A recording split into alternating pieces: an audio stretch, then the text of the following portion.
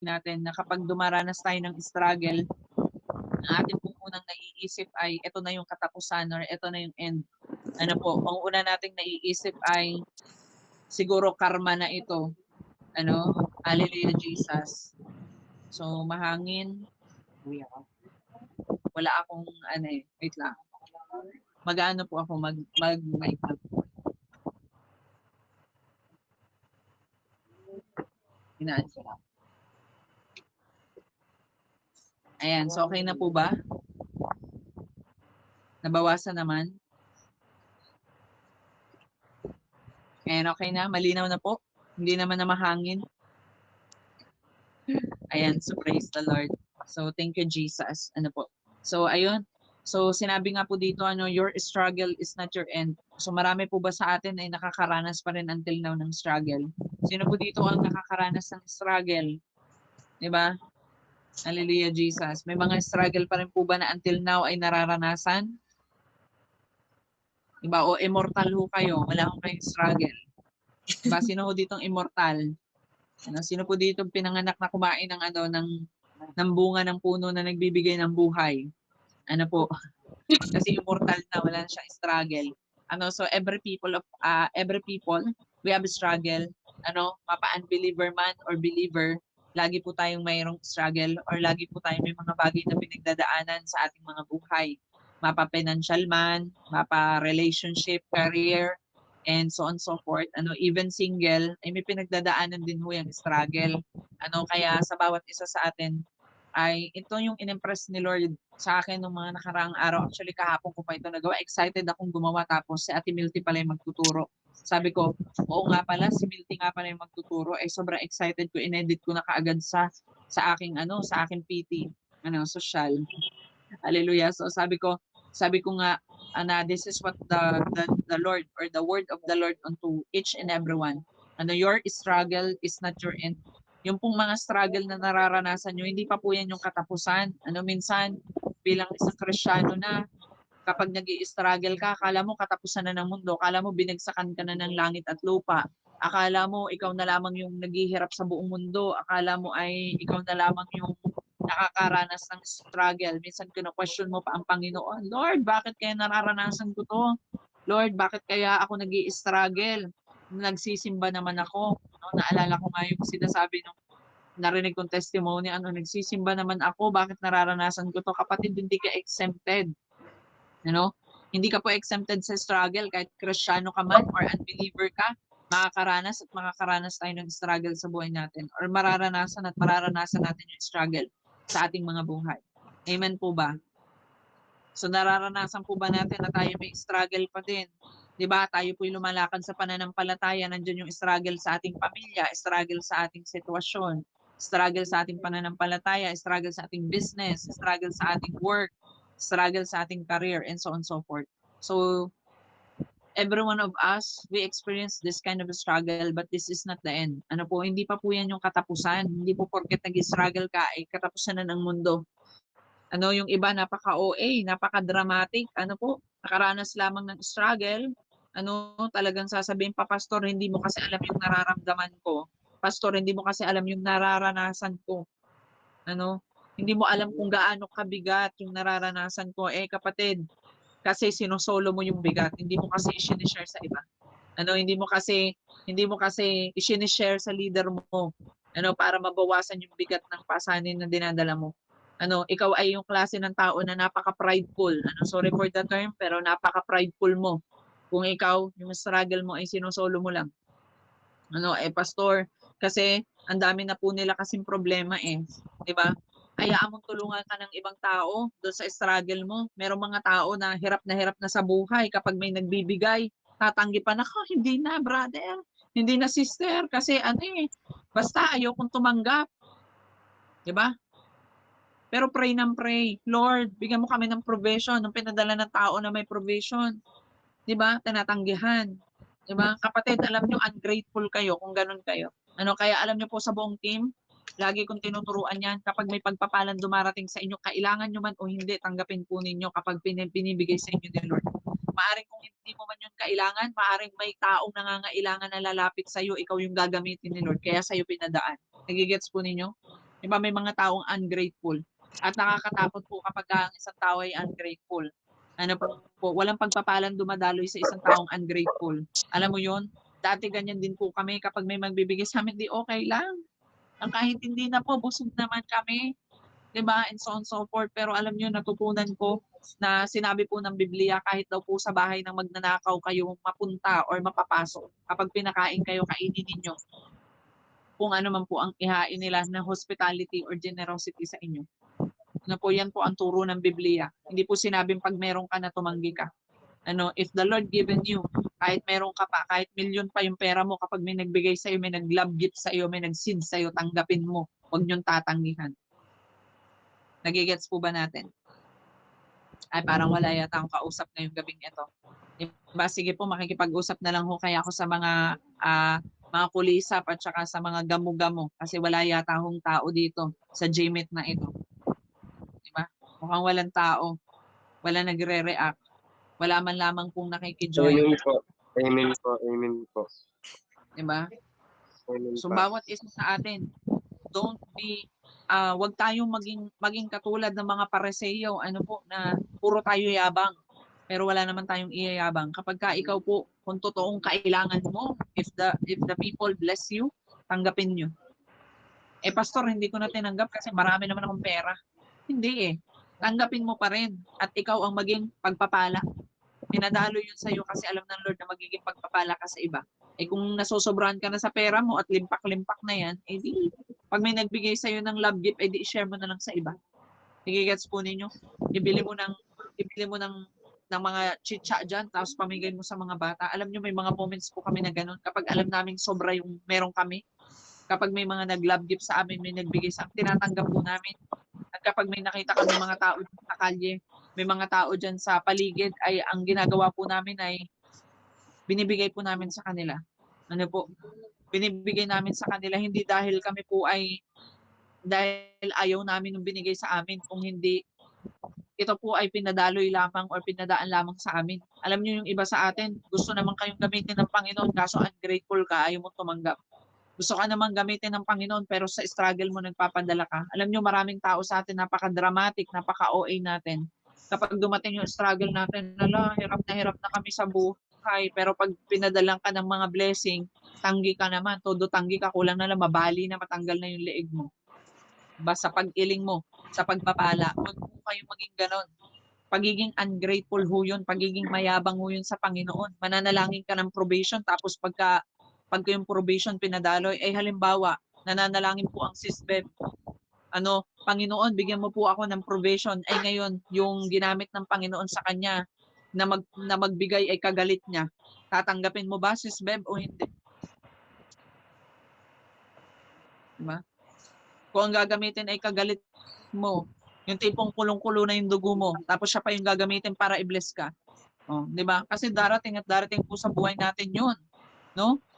Huwag ko kayong tumawa kasi darating at darating 'yun sa buhay mo, kapatid, trust me. Yung tipong taong ayaw na ayaw mo, siya pa yung tutulong sa iyo. Yung tipong tao na hindi mo sinasabi mong walang kwenta, hindi tumutulong sa iba, walang ka sense of humor, walang ka sense of responsibility. Minsan sila pa po yung mga tao na nandiyan for you. Sila pa yung mga tao na gagamitin ng Panginoon para i-bless ka. Kaya kapatid, in times of struggle, huwag tayong maging OA, huwag tayong pabebe, huwag tayong maging dramatic. Alam niyo po, sabi ng Panginoon, be Christ-like, hindi childish. Ano po kung magiging childish ka, edi yun, pabebe ka. Di ba? Ang kailangan ng Panginoon ay yung childlike. Yung pagiging childlike, hindi yan nakapokus sa struggle. Di ba, yung mga bata kapag sila nag-away-away ng mga kalaro nila, mamaya-maya po bati-bati na yan. Yung struggle nila wala na. Mamaya kampi-kampihan, mamaya po okay na sila. Magbibigayan lang ng lollipop, magbibigayan lamang ng chicha, okay na sila. Nagigets po natin. Totoo po yan. Diba, sometimes, the most wicked people we know is the most people that are helpful. Minsan sila pa po yung gagamitin ng Panginoon. Hallelujah, Jesus. Naalala niyo po ba Yung moments po ni Abraham at saka po ni Lot, hindi niyo po ba alam na si Abraham ang nakipag-bargain sa Panginoon para lamang sa buhay ni Lot at ng kanyang buong pamilya? Kaya nga sila'y pinaghiwalay ng Panginoon dahil yung kawa ni Lot ay sinisilip na yung kawa ni ni Abraham.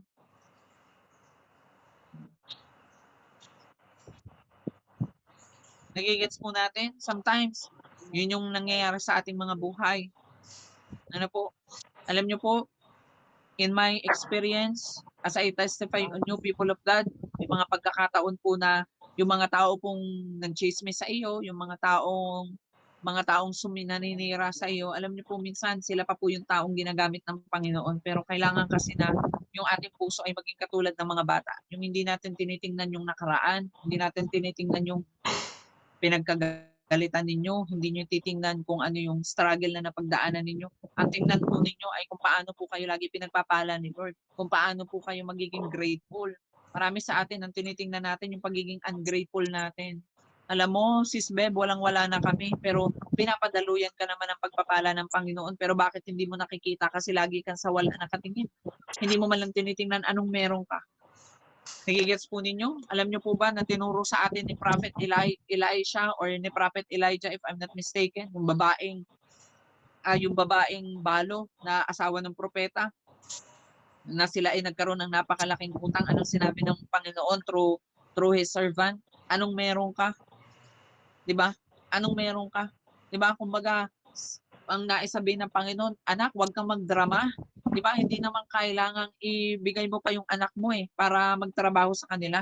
'Di ba? Meron ka palang langis, di kunin mo 'yan, isalin mo dun sa lahat ng mga empty ninyong lagayan at ibenta mo. Tinuruan siya magnegosyo. Ibenta mo at pagpapalain ka ng Panginoon. Alam nyo, sometimes we are doing the things that the Lord never commanded in us. That's why we struggle. Alam nyo, ang struggle ay hindi naman po karma. Ang struggle po ay para po may ma-realize tayo. Alam nyo bakit marami sa atin nag-i-struggle tayo sa finance? Para matuto ka na mag-value ng finance, hindi yung kakasweldo mo lamang sa tupad, ay talaga namang tinupad mo na ang lahat ng kahilingan mo. Tapos kinabukasan nga bills ka, wala kang bigas, walang gas, walang kahit ano. 'Di ba? Iba talaga naman. Pag sumahod ako ng tupad, kami kakain kami sa Shakey's. Ang bill 2,000, yung sahod naman ay 5,000. Ay di 3,000 na lamang yung pagtiyatiyagaan. Tapos nagbabatuhan na ng plato, kaldero. Lahat na ng pwedeng ibato sa bahay na ibato na. Lahat din ng pwedeng ibenta sa bahay, binenta na. Kulang na lang pati yung anak at asawa, ibenta na rin. Dahil walang-wala na. Nagigets po ninyo? Some of our struggle is not karma. It is not the end of our life. We struggle because God wanted us to learn something. Naiintindihan po natin? Sabi po ng 1 Peter chapter 5 verse 10, and the God of all grace who called you to His eternal glory in Christ, after you have suffered a little while, will Himself restored you. Imagine nyo po mga kapatid, may mga pagkakataon po pala na kailangan po na maranasan natin yung tinatawag na suffering or yung tinatawag na struggle sa buhay natin. Sabi nga ni Prophet Nehemiah, struggle. Kailangan maranasan mo yung struggle ng buhay mo kasi it is part of our journey. 'Di ba? Sabi nga po, yung mga bata na hindi nakaranas madapa, masyadong lampa, masyadong clumsy. Pero yung mga kabataan na sinanay po sa baldugan, na sinanay po sa takbuhan, bahala ka, magkasugat ka diyan, madapa ka, mabungaso ka diyan, okay lang. Because they will strong. At yung mga tao na gusto nilang iniiwasan yung mga suffering na nararanasan nila sa buhay nila, yung mga taong mahihina. Alam niyo ho ba 'yun? Yung mga taong takbo ng takbo sa suffering nila, yung mga tao na hindi hinaharap yung mga problema nila, yung mga tao na tumatalikod dun sa suffering, tinatakasan yung mga suffering ng buhay nila, sila yung mga mahihina. Kasi sabi dito, after you have suffered a little while, saglit lang naman yung suffering na yan. Kung yan ay 1 taon, 2 taon na nararanasan mo, saglit lang yan sa Panginoon. Sabi dito, will Himself restored you. Ang Panginoon daw po ang magre-restore sa inyo. Tingnan niyo po. Before, naranasan kong walang-wala, pero naranasan ko rin magkaroon. Naranasan ko rin po na gustong-gusto kong bumili ng isang bagay, hindi ko po mabili. Until dumating yung time na kahit papaano nakakabili na. Ano po, because every struggle or every suffering in our lives, it is meant for us to restore something eh. Alam niyo yun, nararanasan mong mag-struggle kasi may mga dapat ka diyang matutunan. May mga dapat na i-restore sa iyo ang Panginoon. At sabi doon, and make you strong. Yan po ang magpapatibay. Yan po ang magpapalakas sa inyo. Nagigets po natin, kung ayaw niyo ho ng struggle, ibig sabihin ayaw niyo ho ng kalakasan. Yan nga ho ang sinasabi ko, marami ho sa atin na magsasabi, Panginoon, palakasin mo ako. Eh hindi naman ho kalakasan ang ibibigay sa inyo ni Lord kapag pinag-pray niyo ho ang kalakasan. Alam niyo kung ano i-aalaw ng Panginoon, struggle. Kasi yun ang magpapalakas sa iyo, yung struggle. Nagigets po ninyo? Sino po dito ang madalas magpe-pray, Lord, patatagin mo ako sa sitwasyon ng buhay ko, pero yung palalo yung nangyayari sa iyo. Diba? Sige nga po, makita ko nga po yung mga reaction niyo diyan or yung comment ninyo diyan. Sino pong nakakaranas ng ganito? Yung tipong sabihin mo, Lord, patatagin niyo po ang aming finances pero lalo ka nagkukulang, lalo ka nagsasuffer.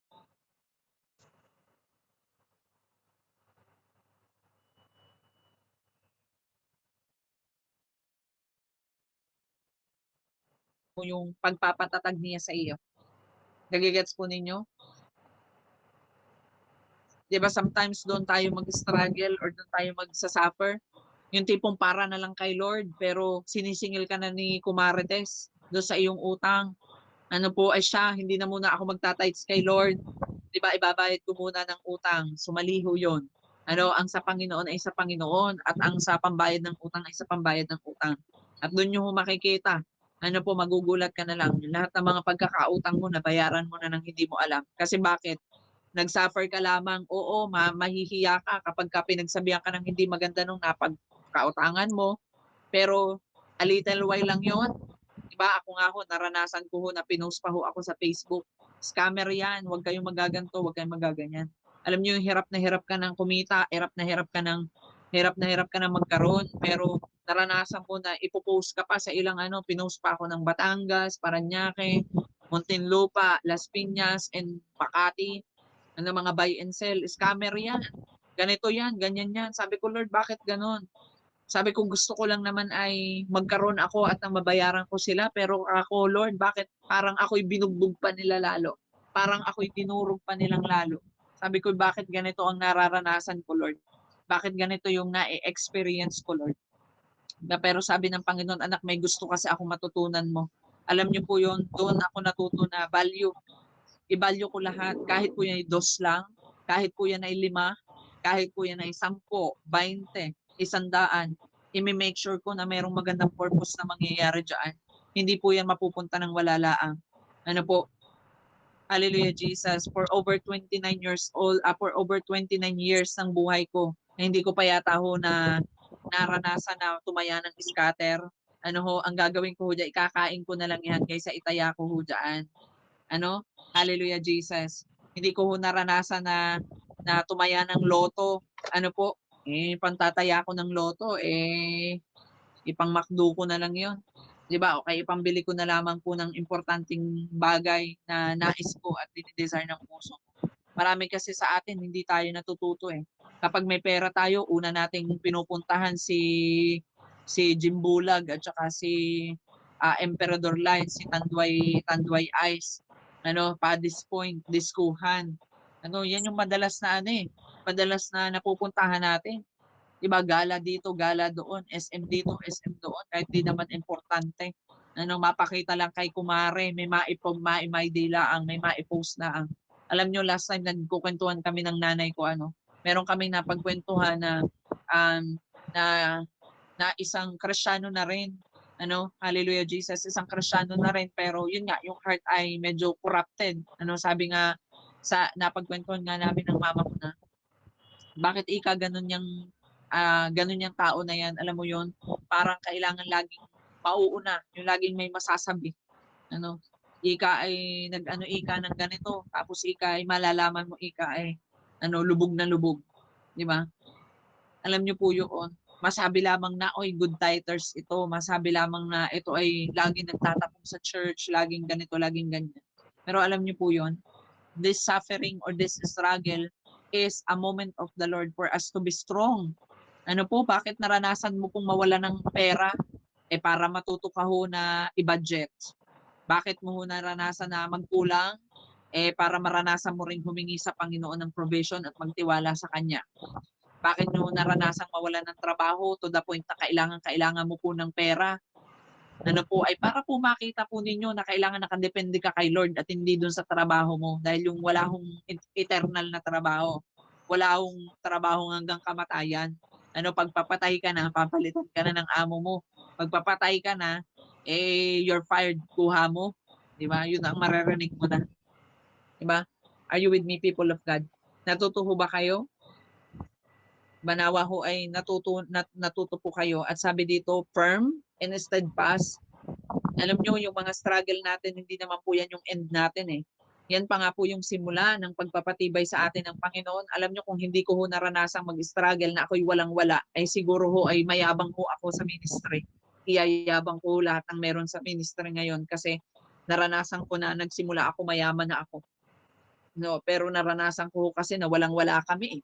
Kaya lahat ng bagay binabalyo namin. Kaya nga po lagi kong sinasabi sa buong team, sa lahat ng member ng WTJR, mga anak, yung mga microphone natin, yung electric pa natin, initan ng tubig, plato, kutsara, baso, mahalin nyo yan na para bang pinahiram lang sa inyo. Dahil wala tayong gamit na yan kung wala po ang Panginoon.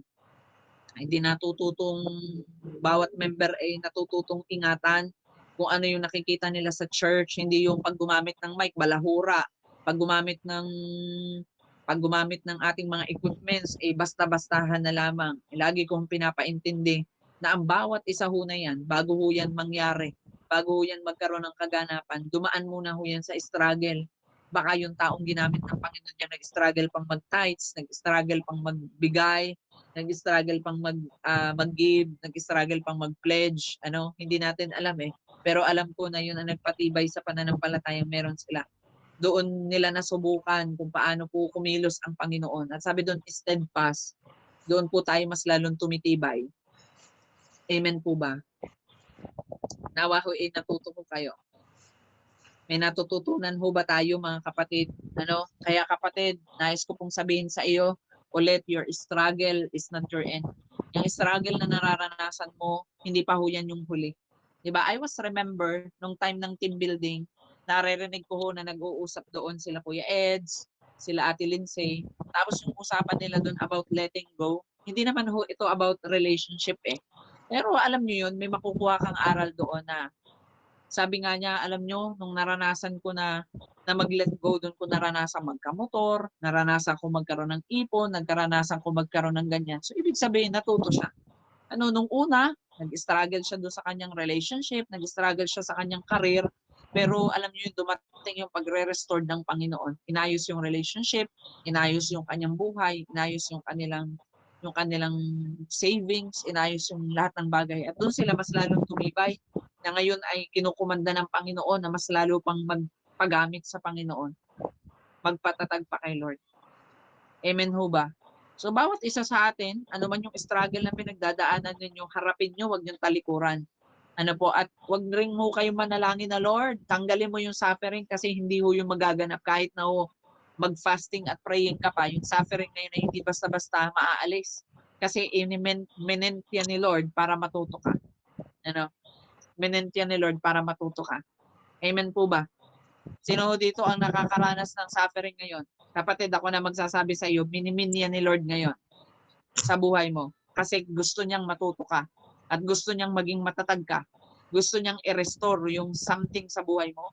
At gusto niyang maging firm at steadfast yung paglakad mo sa Panginoon. Number 1, nais kong ma-share sa inyo. Your struggle is not the end because we learn from it. Yung struggle natin, hindi po yan yung katapusan. Yan po yung simula ng pagkatuto natin sa ating pong mga sitwasyon or sa ating mga nararanasan. Sabi po ng Psalms 119 verse 71, it was good for me to be afflicted. Imagine nyo, Bible na po ang nagsabi, maganda raw po para sa akin ang naa-afflict. Diba? Kahit naman siguro sino hindi po mananalangin na i-afflict siya ng kaaway. Hindi po mananalangin na i-afflict siya ng mundong ito. At hindi mananalangin na makaranas siya ng affliction. Pero sabi diyan, so that I might learn your decree. Diyan kasi tayo matututo eh. Diyan natin matututunan yung salita ng Panginoon, yung decree ng hari natin. Nung time na nag-struggle tayo na tayo walang-wala, doon natin natutunan na ang Panginoon pala'y kaya mag-provide at totoo yun. Walang halong biro. Kung sa iba yun ay joke time lang, kung sa iba yun ay biro-biroan lang, pero sa amin totoo yun. I am 5 years full-time sa Panginoon. Dito ko naranasan na tumaba ako. Dito ko naranasan na magkaroon ako ng mga bagay na meron ako ngayon na hindi ko po nagawa nung time na ako'y nagtatrabaho. Nakakapag-travel ako, nakakapag-mission ako, nakapunta ako ng iba't ibang lugar na hindi ko yun naranasan na may trabaho ako. Ang naranasan ko na may trabaho ako, umaga, tanghali, hapon. Diba? Umaga, gigising, babangon, magtatrabaho, sasahod, babayad ng utang, ganun ulit. Cycle na ng buhay ko yun. Sabi ko, Lord, wala na akong time para sa sarili ko. Wala na akong time mag-rejuvenating. Wala na akong time mag-stretching. Wala na akong time para sa mga bagay na ito. Para nakakaubos, nakakapagod, nakakaupos. Pero alam nyo ngayon, dito ko naranasan na, Lord, ito pala yung sinasabi mong time freedom. Yung oras. Kaya kong matulog kahit anong oras ko gusto at kaya kong gumising kahit anong oras ko gusto. Ano po? Pero nandyan ang pagsama ng Panginoon. Di ba? Yung iba gigising ng alas 6, uuwi ng alas 6 para lamang pagurin ang sarili para sa lahat ng pangangailangan nila. Pero kapag ikaw may Panginoon ka at inuuna mo siya, ang sabi ng Panginoon, seek first see the kingdom of God and His righteousness, and all things shall be added unto you. Lahat po ng dinidesire ng puso natin, siya po ang magdadagdag. Sabi ko nga sa inyo, dati dinidesire ko lamang po itong magkaroon ako ng tablet para sana gumaan yung trabaho ko sa paglilingkod kay Lord. Tinan niyo po, after a year of declaration, si Lord po ang nag-provide. Si Lord po ang nagbigay. Ano? Hallelujah, Jesus. At nakaka-amaze po ang Panginoon. Di ba? Hindi siya magbibigay ng putso-putso lang. Na ibibigay ng Panginoon yung the best.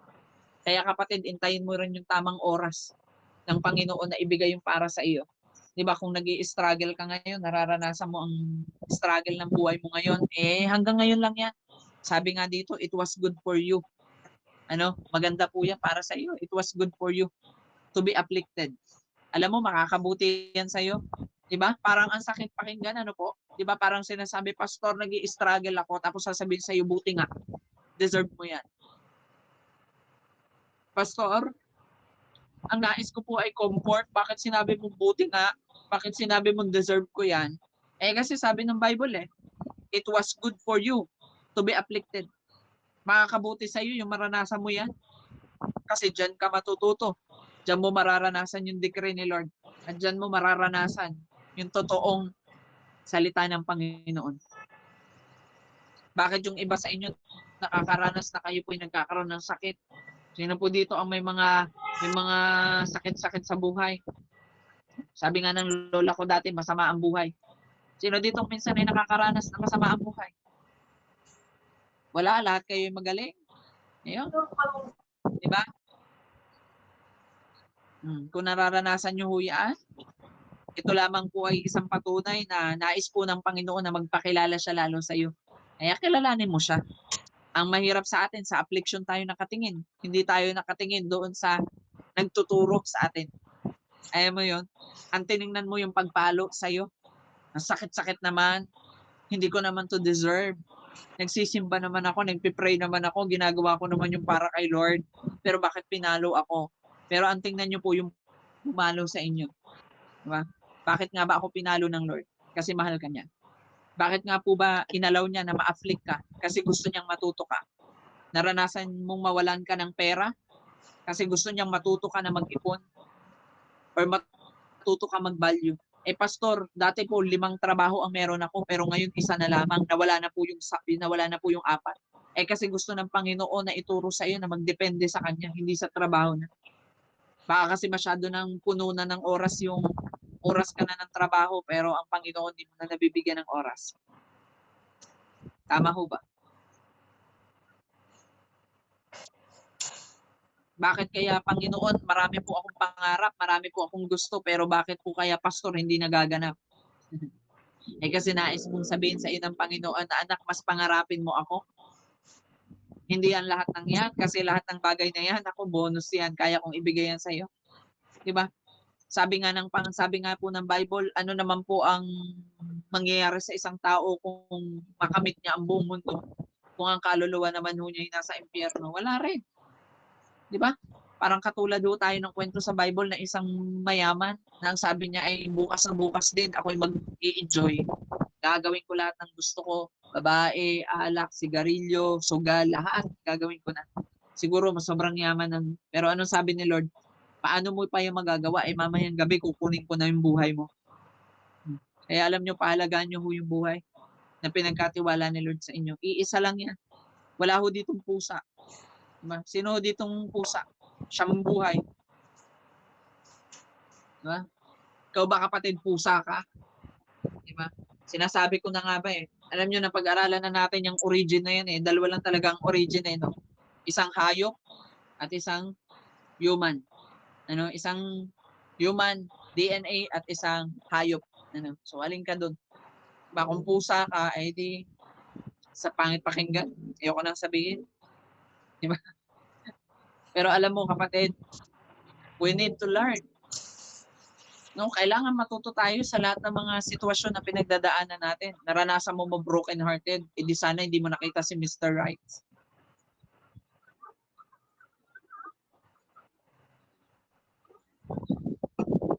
'Di ba? Kung hindi mo naranasang ma-reject, eh di hindi mo sana makikita yung goods.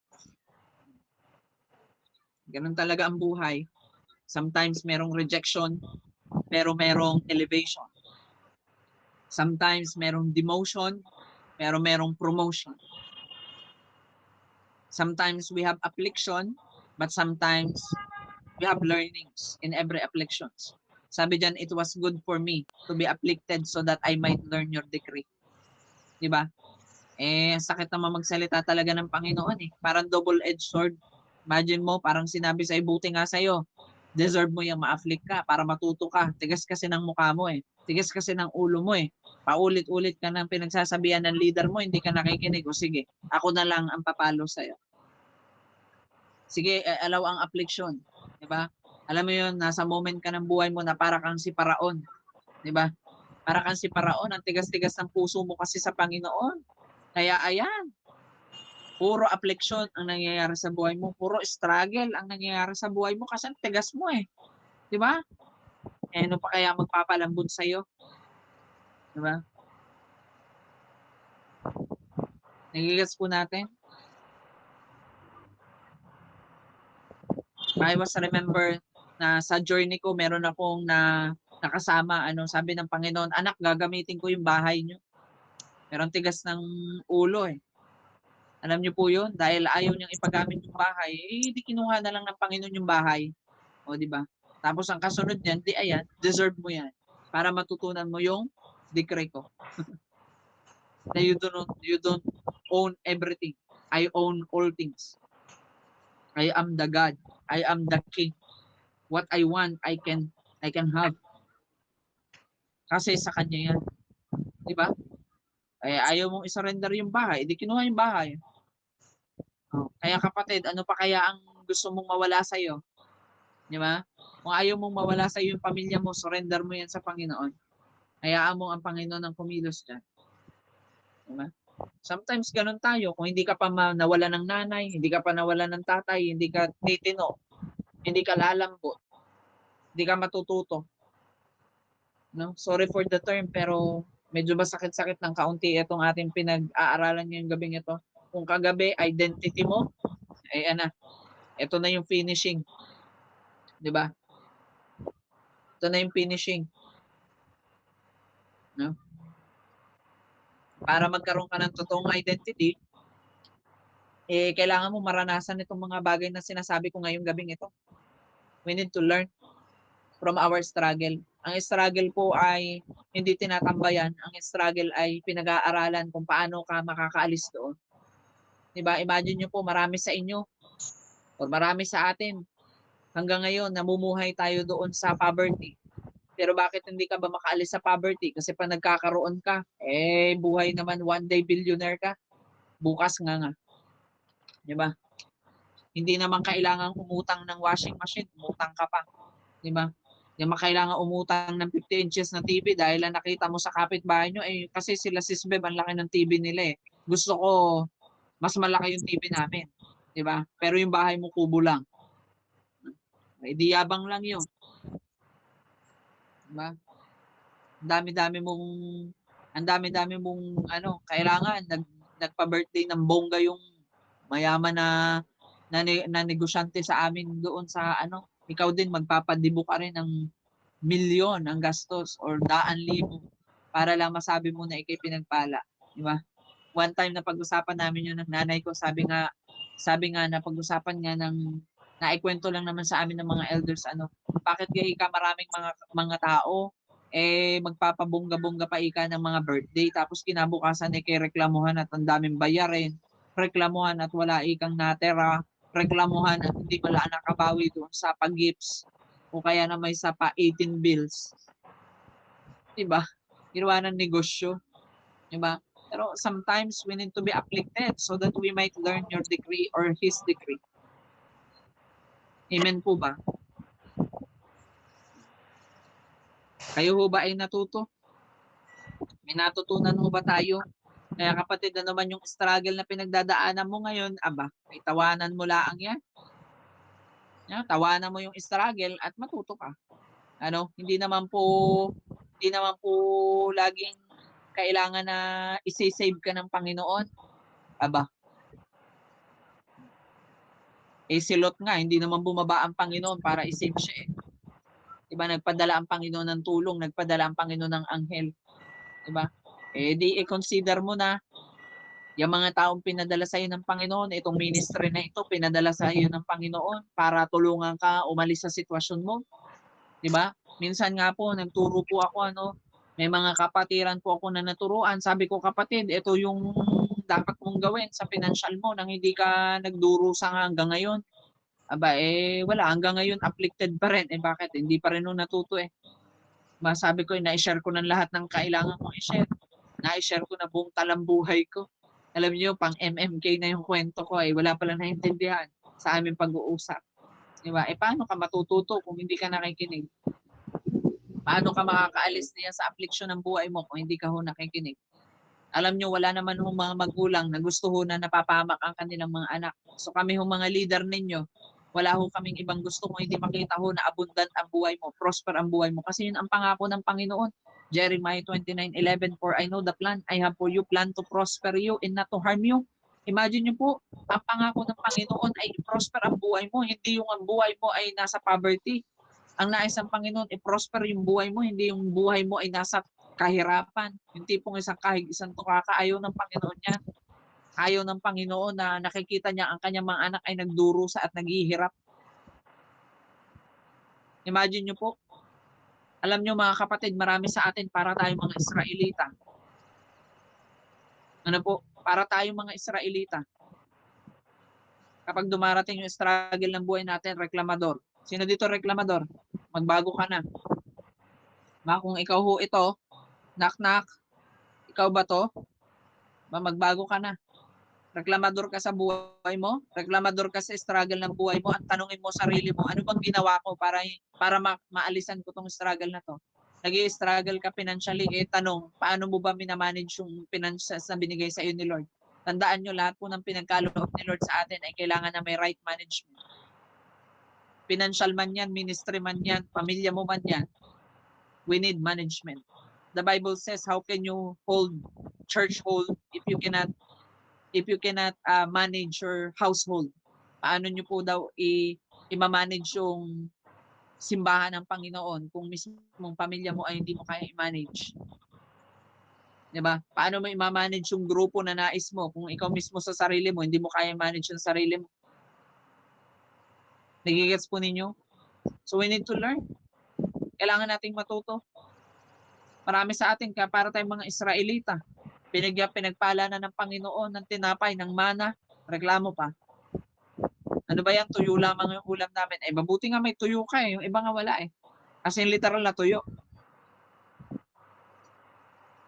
Diba? Ano ba yan? Gulay ang nakahain. Kainin mo. Diba yung ibang tao wala nakahain kahit gulay eh. Alam niyo po, sometimes kung ano po yung meron ka, yan po yung prayer ng iba. Minsan nga kapag nagpe-pray ako, Lord, yung mga ungrateful na mga tao, yung reklamo na reklamo sa mga bagay na meron sila at sobra sila, Lord, tanggalan mo na nga lang sila at ibigay mo dun sa mga walang-wala na deserve neto. Kasi Lord, makikita mo, sila na naka-aircon, ang aarte pa niya. Sila na yung magaganda ang simbahan, ang aarte pa. Di ba? Ayaw mag-mission, mainit. Ayaw gumawa ayaw gumawa sa ubasan ng Panginoon.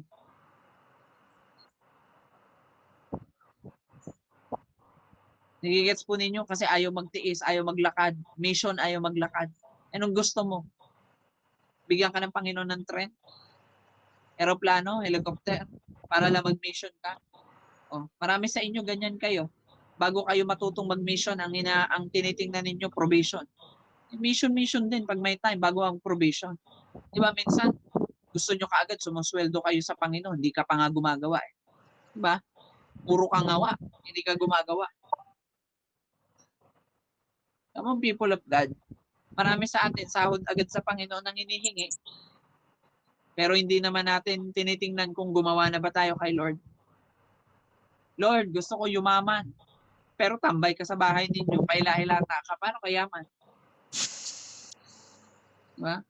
Lord, tulungan mo po ako na ma-evangelize yung pamilya ko. Hindi maipag-pray mo nga yung pamilya mo, hindi mo magawa eh. Isisip yan. Pag tinanong ka, anak, paano ka isisave yung family mo, hindi mo man lang maipag-pray, nahihiya ako eh. Matigas ang puso niya. Hindi talaga yan nakikinig.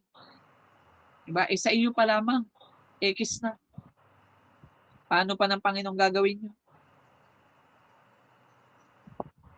Lord,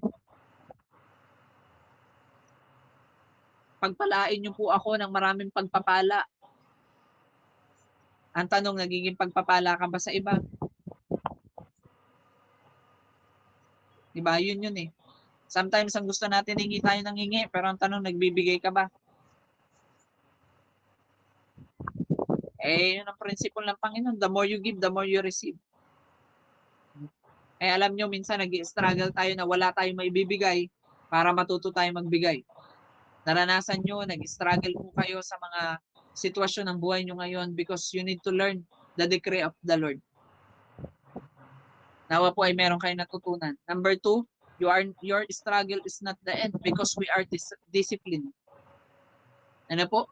Yung struggle po pala natin ay dinidisiplina sa atin. Sabi ng Hebrews 12:11, no discipline seems pleasant at the time, but painful. O kaya ka nasasaktan kasi pag didisiplina yan ng Lord. Sino ho dito nasasaktan sa sitwasyon niya ngayon? Taas nyo na yung mga paa at kamay nyo. Ay hindi pala, kahit yung kamay lang. Diba? In denial pa rin ho tayo hanggang ngayon?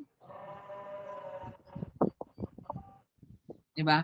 You experience painful things in your life. Nararanasan mo yung masasakit na bagay sa buhay mo. Kasi parte yan ng pagdidisiplina ng Panginoon. Diba? Napapagalitan ka ni pastor kasi bakit? Pagdidisiplina yun eh. Ganun din ho kay Lord. Minsan, alam mo yun, nagpipray ka, Lord, pagpalain mo ako, tas harap-harapan, face-to-face, ang pagpapalain ng Panginoon ibang tao. At gusto niyang ipamukha sa iyo na anak, kailangan mo muna ng disiplina bago pagpapala. Diba? Hindi ka pa nga nadidisiplina, pagpapalain pa kita. Paano kita bibigyan ng finances? Kung mas inuuna mo pa yung camel. Emperador Light. Arbine, Ginebra, San Miguel. With tang orange. O kaya naman ay tang grapes with Coke. Coke mismo. Diba? Discipline first. Diba, marami sa inyo. Nananalangin kayo ng pagpapala financially sa Panginoon. Ang tanong, pag pinagpala ka ba financially, may disiplina ka ba? Nag-savings ka ba o one day billionaire ka? One day millionaire ka? Nag-savings ka ba kahit papaano para in times of trouble ay meron ka pong madudukot? Tandaan nyo ho, nung time ho ni Joseph, Natuto rin ho sila dun sa 7 years ng kanila pong kasaganaan. Sila po ay nagtipid at sila po ay nag-enjoy sila at the same time nagtipid sila. At nung time po na dumating na yung famine sa buhay nila, ay hindi may nadukot ho sila at nakapag-share pa sila ng pagpapala sa iba. Alam niyo yung mga Kristiyano na dumaraan man sa pagsubok or dumaraan sa struggle ng buhay nila pero nakakapag-share sa iba. Naging katulad sila ni Joseph Kawais. Nung time na sila meron, sila po ay nag-save. Kaya po nung time po na may famine na dumating sa kanila, eh hindi po nila aasahan yung tulong na nanggagaling sa ibang tao. Alam nyo, maraming tao ganyan. Pag hindi mo natulungan, masama ang loob sa'yo. Pag hindi mo po nakumusta, masama ang loob sa'yo. No, napaka-ungrateful na mga ganyang klaseng tao. Yan yung mga taong hindi deserve na tulungan. Ibabalik ko kayo sa number 1, deserve mo yan.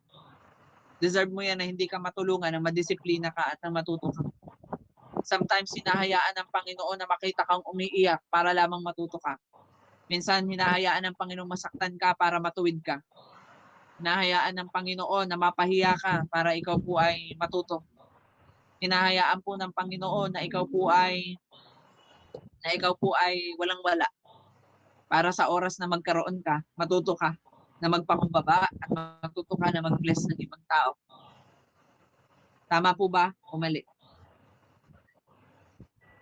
May kausap pa ho ba ako ngayon o wala na? Dahil pulbos na ho lahat. Amen po. Amen po. Sabi dito later on, however, it produces a harvest of righteousness. Ayan. So, hindi po pala dahil napapagbigay ka lang or hindi po dahil may mabuti kang kalooban ay righteous ka. Ang totoo po palang righteousness ay after the discipline, after the painful things that happen into our life. Diba? Masasabi pala na righteousness ng buhay ko after po na madisiplina ako ng Panginoon. Yung pala yun. Masasabi pala na lumalakad ako sa righteousness ng Panginoon kasi noong time po na ako dinidisiplina ng Panginoon ay talagang masakit pero hindi ko tinignan yung sakit. Tinignan ko ano ho ba ang nais ni Lord na sabihin. Noong time po na ako'y kinukutsa ng mga tao dahil ako raw bata pa tapos pastor na. Diba? Hindi naman daw ako nag-aral ng seminary, hindi daw ako nag-aral ng exorcism, tapos daw nagdi-deliverance ako. Alam niyo ho, tinanggap ko yung lahat ng masasakit na salita. Nagsisimula ho kami ng ministry. Naranasan ko na ako ay minumura, 'di ba, with a capital letter pa, sabi ko nga. Thank you Jesus. Pero alam niyo ho ba, nasa pagkakataon ho na yon, yung mga painful ho na naranasan kong yon, ngayon ho ay isang magandang bagay. Kaya ho kahit ako'y murahin harap-harapan, sabi yan ng hindi maganda harap-harapan, hindi ako masasaktan. Kasi ho, praktisado na eh. Naranasan ko na yan. Experience ko na yan. Diba? Naranasan ko na maging sangkalan sa mga magulang. Yung pagkakamali nila, ako yung sasalo. Ilang beses, many times, I've experienced all these things. But it becomes a harvest of righteousness in my life. And sabi dito, and peace. May kapayapaan ka. For those who have been trained by it. Alam niyo yung mga taong totoong nakaranas ng mga mabibigat na pagsubok at mga painful thing, sila po yung mga taong trained. Sila po yung mga taong well-trained ng Panginoon. Tingnan niyo mga leader niyo ngayon. Bakit sinabing leader yan? Bakit sinabing elder ng church yan? Kasi trained na yan ang mga painful things na nangyari sa buhay nila. Kaya nga kapag pinakinggan mo yung testimony ng mga yan, kahit umabot pa kayo ng 10 taon, hindi mo mauubos yung testimony ng mga yan. Kasi bakit? They are trained by their experiences. Diba? Marami nga sa inyo, mas maedad pa ho kayo sa akin, pero yung naranasan ko ho, nung time ho na ako ho ay nagkalubog-lubog financially. Diba? To the point na may mga death threat na ho ako. Diba? Yun yung mga painful things na nangyari sa buhay ko. Pero doon ho ako natuto na-train ho ako. Kaya dumating yung time na kapag meron ako, natuto ako ng tamang pagsusow. 'Di ba? Hindi ako basta-basta nagsuso, 'di ba? Kung hindi naman po ito kalooban ng Panginoon, 'di ba? Kaya minsan nakikita ko ng ano na sabihin ang ano daw, ang tigas daw ng puso ko kasi may mga tao daw akong hindi binibigyan. Eh, kasi ayaw kong tino-tolerate, eh. Bibigyan mo, pero inaabuso ka, 'di ba? Bibigyan mo, pero ipang-aano lang naman, ipangda-drugs lang naman, gagamitin lang naman sa hindi magandang bagay, 'wag na lang. Nage-gets po natin? 'Di ba dapat ay makita natin yung mga taong may disiplina. Ang sarap kasing bigyan ng mga taong may disiplina, tama ho ba? 'Di ba yung tipong yung binigay mo ay nakikita mo po yung fruits, kung hindi po nagiging pabigat, kung hindi nagiging kagaanan pa, hindi po nagiging kahirapan ng iba, kung hindi nagiging kapayapaan, 'di ba? Ang sarap po sa feeling na ngayong halimbawa ngayong team building na ito na ilibre ka, eh, kasarap po na next team building ikaw ho ay magiging parte na ng pagbibigay na, "Lord, last year team building masaya pala, eh, naranasan ko na maging masaya doon sa nung ako'y binigyan ng probation, eh, gusto ko sa next team building, eh, ako naman ay magsasama na rin ng isa at nang maramdaman ko naman yung kapayapaan sa puso ko," 'di ba? Kasi na-training ka na. Hindi yung laging, eh, taon-taon na lang, for 10 years lagi ka na lang libre, lagi libre, libre, libre, 'di ba? Eh, walang gano'n. 'Pag lagi ho kayong libre, eh, do'n sa impyerno libre, 'di ba? Kasi paglilingkod kay Lord kailangan ng sakripisyo, 'di ba? Hallelujah, Jesus. 'Di ba sabi ko nga, nitong nakaraang team building, naranasan po namin ng sakripisyo, akala niyo ho ba? 'Di ba magkano ho ang aming bill doon. Sabi ko nga, kinukuwento ko nga 'yan sa kanila sa buong team na nakausap ko nung, gabi bago nila ako i-surprise sa aking birthday. Ano, nakausap ko sila do'n, sabi ko, "Alam niyo mga kapatid, may pera ako nung time na yon." Sabi ko, "Ni-reserve ko kaagad yung the best para sa Panginoon." 'Di ba? So, wala ng kwarta ang person nung mga time na yun. Pero sabi ko no'n, "Lord, kailangan ko po ng pang-mission, kailangan ko po ng ganito." Hanggang sa, may dumating na support ang Panginoon. Ano po, higher than as I expected. Ikalawang support dumating ulit, higher than as I expected. Sabi ko, "Lord, grabe ka. Akala ko Lord kulang, pero hindi ka nagkulang. Binigyan mo kami ng sobra pa." Nakita namin kung gaano kasaya yung mga tao na umattend ng team building. Nakita ko kung gaano kasaya yung mga bata. Sabi ko nga palagi sa kanila, sa mga leader, "Alam nyo guys, pagdating kay Lord, huwag kayong magtitipid. 'Pag si Lord ang usapan, huwag po kunin yung titipirin ng Panginoon. Kasi kapag tinipid mo siya, tipid ka rin. Pero kapag hindi mo siya tinipid, hindi ka rin niya titipirin." Sabi ko nga po sa inyo, hindi po nagkulang ang Panginoon. Simula't nagsimula ang WTJR, never po nagkulang ang Panginoon. Imagine niyo po, last team building, magkano ang aming na-spend, 'di ba? And compare doon sa aming na-spend for this, last team building. Sabi ko, "Lord, grabe ka. Saan kami kumutkot ng bagay na ito?" Imagine niyo 'yun, 'di ba? Gusto niyo ho ba na i-share ko sa inyo kung magkano ang ating expense nung team building, 'di ba?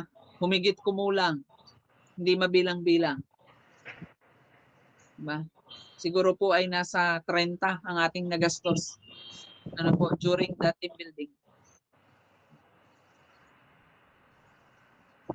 Kaya po meron yung registration, yun po ay sacrifice natin, ano po, na makapag-share, 'di ba? Pero tingnan niyo naman, grabe po, bumabaha po kami ng pagkain, ano, salamat po sa Panginoon, salamat din sa mga ginamit ng Panginoon, grabe. Ano po, grabe po, bumabaha ng pagkain, umaga, gabi.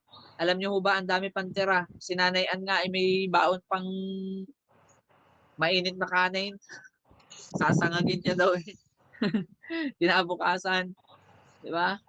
Ay grabe po, ano, hanggang sa hapunan ho ay may ulam pa ho kami, ano, nakakapag-uwi pa ng ulam, ano po, nakapagbigay pa tayo dun sa mga staff ng resort. Imagine niyo po binigyan natin sila simula dinner, breakfast, hanggang lunch. Sabi nila, "Grabe ho ang mabait naman ho ninyo." Sabi ko, "Ay mabait po ang Panginoon." Sabi, "Sobrang dami ng inyong binigay sa amin para ho kaming kasali dun sa inyong event." Hindi naman. Sabi ko, "Mabuti po ang Panginoon." Alam niyo po yun, masaya kaya na makita yung mga tao na nakangiti. Masaya po na makita yung mga tao na nag-enjoy.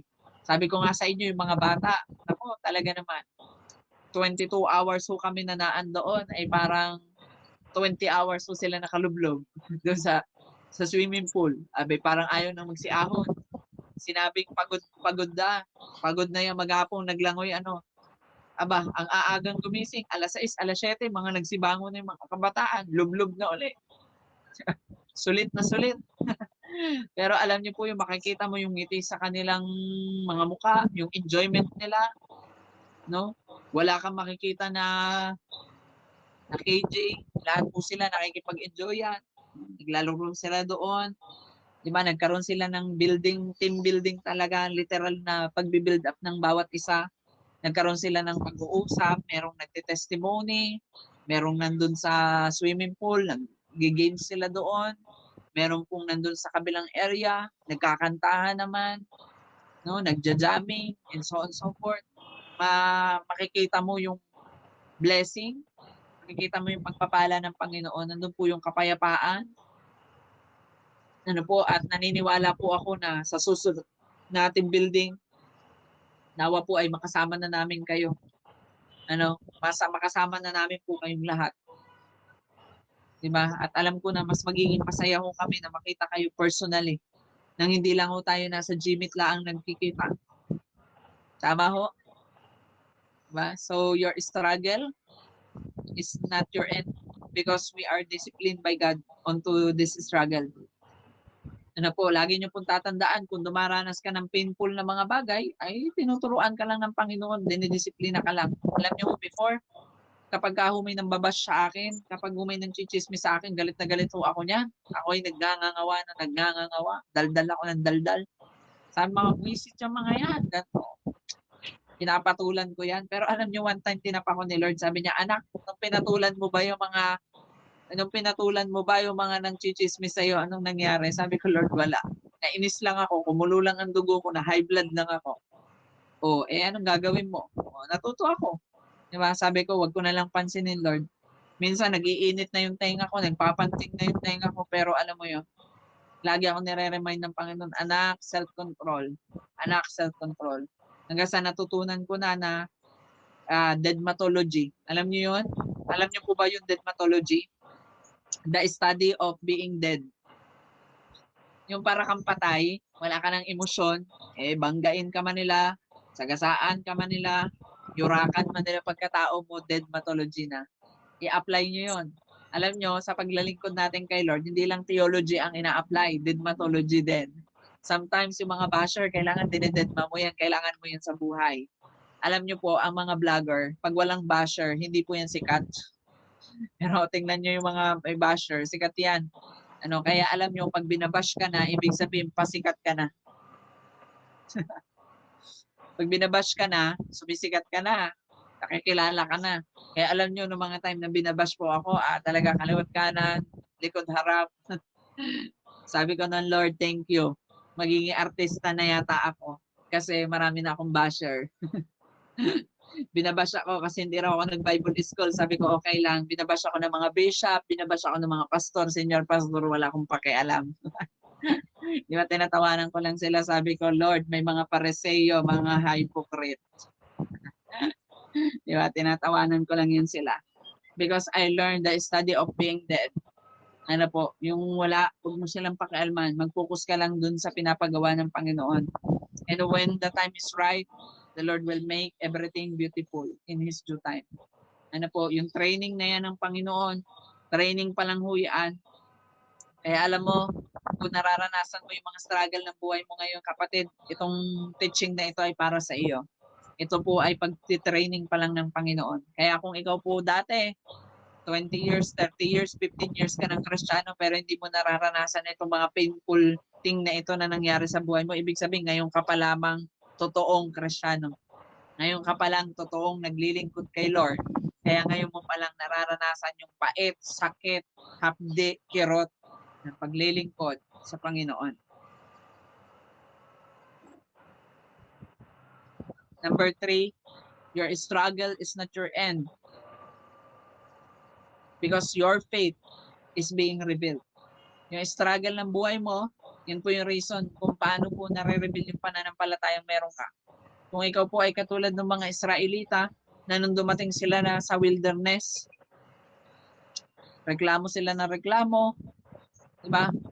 Kino-question nila ang Panginoon, nag-turn sila sa idol, umalik sila sa dati nilang mga gawa.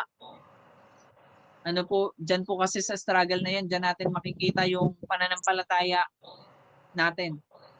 Kaya kapatid, kung ikaw ay nakakaranas ng struggle, nakakaranas ka ng painful things today, and you are OA, pabebe, drama, and so on, kapatid, yan yung pananampalatayang meron ka, mahina pa, kailangan mo patatagin at palakasin. Diba? Kailangan ma-fulfill yung sinabi ng Bible. If you have a faith of a mustard seed, you can move mountain. Hanggat hindi mo pa na-move yung mountain ng buhay mo ngayon, hindi pa yan yung totoong pananampalataya na nais ni Lord sa buhay mo. Sabi ng 1 Peter chapter 1 verse 6 to 7, in all this you greatly rejoice. Though now for a little while you may have had to suffer grief in all kinds of trial. Diba? Nasusulat na po sa Bible yung pinagdadaanan mo ngayon. Pinagdadaanan nating lahat. Nasulat na ho eh. Sabi dito, mararanasan mo ho yan for a little while. In all kinds of trial, lahat ng uri ng trial, iba-iba man tayo ng trial, still trial yan. Sabi dito, this have come so that the proven genuineness of your faith. Diyan po mapapatunayan kung totoo po yung pananampalataya mo. Diba? Imagine nyo po, kung paano po namin pinatunayan sa Panginoon yung aming pananampalataya. Diba po, naranasan kong i-bash, naranasan kong sabihan ng mismong kamag-anak ko na napakatigas naman ng puso mo. Diba? Puro ka alive-alive. Eh kami, nagluluksaan na. Diba? Pero doon, pas pinakita ko pa rin yung pananampalataya na nais po ng Panginoon at nais rin ng Lord na makita sa inyo ngayon. Naranasan ko walang-wala, pero doon na-prove yung genuineness ng pananampalatayang meron kami. Yung struggle na naranasan namin dati, ilang years kami na nagdudusa, ilang years kami limitado, ilang years kami na nagrebelde, ilang years kami na nagtago ng totoo namin pananampalataya para lamang po maipakita sa Panginoon, ma-prove na kami po ay one approved workers ni Lord. Ma-prove na kami ay one design by the Lord. Ano po, kaya kapatid, kung ang pinagdadaanan mo ngayon ay mga mapapait na sitwasyon ng buhay mo, alay, hindi matatapos rin. Kaya nga lang ay mare-reveal ang iyong pananampalataya kung yan ay totoo. Alam niyo ba, ang purpose ng persecution ay para po ma-reveal yung pananampalatayang meron ka. Maraming Kristiyano pagka nape-persecute na, bumabaliktad na. Maraming mga Kristiyano kapag nakakaranas ng trial, ay tumatalikod. Kapag marami sa ating Kristiyano na nakakaranas po ng pagsubok sa buhay, ay kinukwestiyon ang Lord. Marami ho sa atin bilang Kristiyano, kapag ho tayo ay nakakaranas ng struggles, ng pains and trouble, ang ating pong ginagawa po ay lumalayo tayo kay Lord instead na hayaan natin na ma-reveal yung totoong pananampalatayang meron tayo. Pero alam nyo ho, kung ikaw yung tipo ng tao na kahit nadadapa ka na, bangon ka uli, balik ka uli kay Lord, nagkamali ka, nakita mo yung pagkakamali mo, natuto ka, balik ka uli kay Lord, nakakaranas ka ng pait sa buhay mo, wala kang ibang ginagawa kundi kinalimutan mo na yung pait na yon, bumalik ka sa Panginoon at nilagay mo sa kanyang mga kamay yung bahala ka na Lord. Nagigets po ninyo? Sabi po dito, of greater worth than gold. Ano po, at mas matimbang pa raw yun kaysa sa ginto. Yung pananampalataya nyo. which perishes even though refined by fire, may result in praise, glory, and honor when Jesus Christ is revealed. Alam niyo ho ba na ang totoong pananampalataya sa buhay natin ay hindi po nagbibigay ng perishes or hindi nagbibigay ng kabigatan, pagpapakasakit, or pasakit sa buhay natin. Kung sinasabi mo na yung pasakit na nararanasan mo ay galing kay Lord, baka ibang Lord yan, pinanggalingan niya. Because the faith that comes from the Lord, it will give praise, glory, and honor to the Lord Jesus.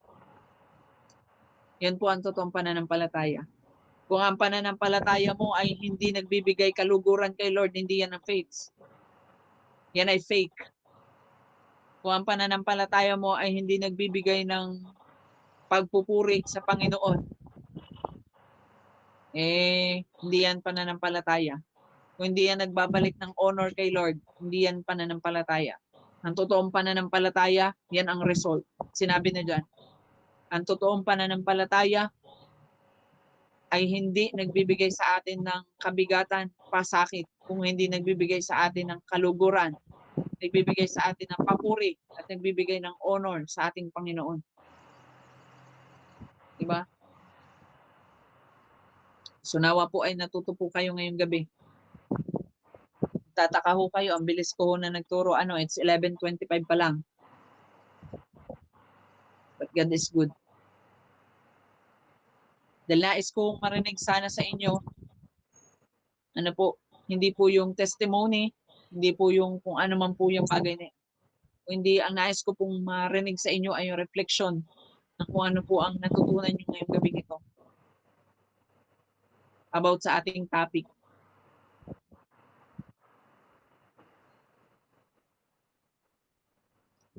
Hallelujah, Jesus. And conclusion, na nais ko may share sa inyo, let perseverance finish its work so that you may be mature and complete, not lacking of anything. Ang sabi po dito, hayaan po natin na magpakatatag tayo, at tapusin natin yung trabahong ibinigay sa atin ni Lord hanggang sa maging mature tayong Kristiyano, hanggang sa maging kumpleto ang ating pananampalataya at hindi tayo magkulang sa lahat ng bagay. So ibig sabihin, yung mga tao pala na hindi nagkukulang sa lahat ng kanilang pangangailangan, sila po yung ikangay nakatapos ng pinapagawa sa kanila ng Panginoon. Sila unti-unti nagiging mature, nagiging complete, sa kanilang paglakad kay Lord. Sabi ng Romans 8:18, I consider that our present suffering are not worth comparing with the glory that will be revealed in us. Lagi niyo pong tatandaan, ano man po yung suffering na nararanasan mo ngayon, wala pong halaga yan. Hindi po ganun kahalaga yan. No? Kaya po yung paghihirap natin, kulang pa ho yan sa paghihirap ni Lord. Diba? Naisip niyo ho ba? Alam niyo ho ba, based on the scholar, na ang Panginoon nung time na siya po ay pinako sa krus, siya po ay hinahataw. Alam niyo ho ba na ang pinanglatigo sa kanya ay hindi naman yung katulad na napapanood niyo sa penitensya na latigo lang talaga.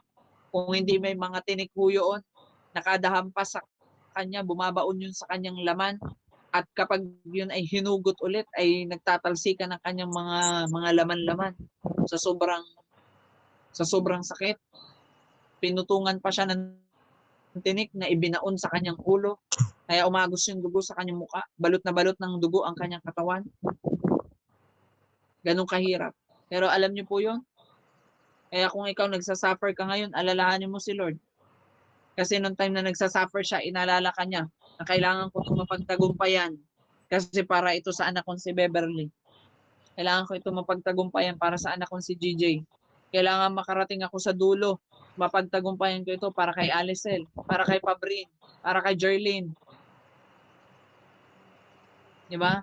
Para kay Dana, kay Grace, kay Ann, kay Eds. Diba? Kay Joy. At sa iba pa. But God wants us, or God wants you to understand na kung ano man po yung pagsubok na pinagdadaanan mo, kungkit ka lang saglit at alalahanin mo na si Jesus. Inalala ka nung time na siya ay nandyan sa suffering. And God will reveal to you that true genuine faith brings honor praise and glory unto Him. Are you guys learning? Natutuho ba tayo? Parang wala yata.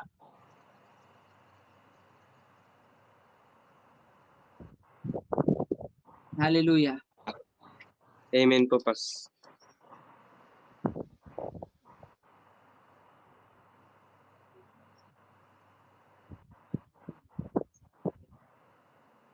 Thank you, Jesus. Ginamit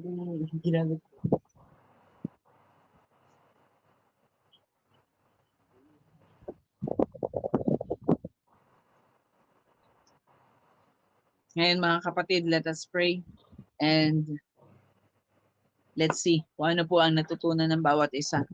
Ano po yung nagrema sa inyo ngayon. Hallelujah, Jesus. Hallelujah, Lord. We glorify you. We honor you, Jesus. You are the King of Kings, the Lord of Lords, and you're above all names. Father, we thank you for the learnings that we have today, we have tonight. Thank you for all the people that are here, O God, na kasama ko, Panginoon, na nandito sa Gmit na ito, patuloy na handa magpuyat, handa mag-sacrifice ng oras nila, Panginoon, para lamang po lumapit sa iyo, Lord. Dalangin ko po ang pagsama mo, ang pagkilos mo sa kanilang mga buhay. I declare the supernatural provisions to them. I declare the supernatural touch of you, Lord, sa gabing ito. I declare and decree that you will work mightily and powerfully sa kanila pong mga buhay. Papagyamanin niyo po ang kanilang pananampalataya at maging ganap. Ano man po ang kanilang struggle, Panginoon, lagi mong ipaalala sa kanila na may nauna nang nag-struggle, Panginoon, at yun ay ang aming Panginoong Jesus. Ikaw yun, Panginoon. Napako sa krus, nasugatan, nawasak, Panginoon. Kaya Lord, sa mga oras pong ito, dalangin ko po ang pagsama mo at ang pagkilos mo. Yarabarakia Surya Larabarakia Roboboshaya. Liprabababushi Karayan Dararabahaya. Thank you, my Lord, and thank you, my Jesus, for everything that you have done for us and for all these people, for all the people that are not here. In Jesus' name we pray. Amen and amen. Thank you, Jesus. And so glory to God. May nais po ba na mag-share ng kung ano po ang kanilang nagrema sa kanila? Hey pa, yung sinabi mo po doon, parang parang nasapul ako doon. Sapul na sapul ako doon sa mga sinabi mo doon pa. Kasi ano po, 'di ba? Yung mula nung sinabi niyo po na sa mga about struggles and mga problems. Minsan yun nga po, minsan nakakalimutan ko rin si Lord, gano'n. Kasi 'di ba po nawala po ako dun sa church namin kila Pastor Jun, 'di na po ako nakapag-church. Then nawawalan na rin po talaga ako ng ganang mag-church. Lagi po na yun sa isip ko, parang nawawalan na ako ng gana, hindi na po tulad ng dati na 'pag pupunta ako ng church gano'n, magba-Bible study. Parang bumabalik po ako sa dati, gano'n. Then lagi ko lang po naalala yung sinabi mo sa'kin na huwag kang bumalik sa dating ikaw kasi hindi ka na makakaalis ulit diyan. Yun lang naman po pa. Amen, Kuya Amar. Totoo yun. Balik lang sa Panginoon. Wala namang imposible kay Lord eh.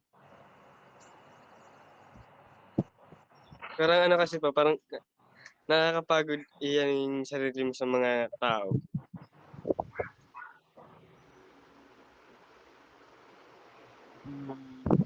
Alam mo, Kuya Amar, hindi mo naman kailangan laging marinig yung magandang papuri sa ibang tao. Alam mo, isa yan sa mga bagay na natutunan ko. Hindi sa lahat ng pagkakataon ay magandang bagay ang maririnig mo sa ibang tao. Gumawa ka ng mabuting bagay kahit na hindi magandang bagay ang sinasabi ng ibang tao sa iyo. Kasi yung Panginoon, yun yung maglalagay sa iyo doon sa tamang kalalagyan mo. Kapag Yung kahit hindi naman nila alam yung buong istorya mo, pero kung husgahan ka nila parang akala mo kilalang kilala ka nila. Amen. So, let go of that pain, Kuya Imar.